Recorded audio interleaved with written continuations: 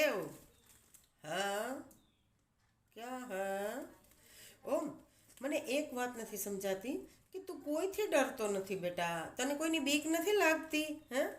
हाँ, लगती तो है, लेकिन दो लोगों की लगती है? તું માત્ર બે જ લોકોથી બીવે છે? એ વળી કોણ? મને બતાવ ને.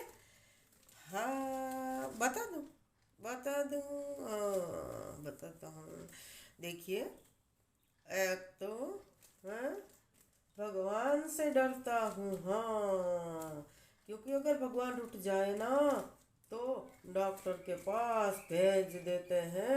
इसलिए मैं भगवान से डरता हूँ और हर रोज भगवान की प्रार्थना करता हूँ। હા, બરાબર છે. એ વાત તો સાચી છે. ભગવાનનો ડર તો હોવો જ જોઈએ બેટા. પણ બીજા તો કોનાથી ડરે છે એ તો મને बताओ जरा। हाँ, बताता हूँ। दूसरा, मैं डॉक्टर से डरता हूँ, डॉक्टर से।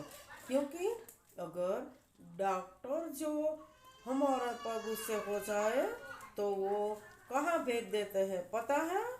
कहाँ? कहाँ? बताइए। हाँ, वो हमें भगवान के पास भेज देते हैं। અરે, તે તો બહુ સમજદારીની વાત કરી મિત્રો. મારો ઓમ તો ખૂબ હોશિયાર છે.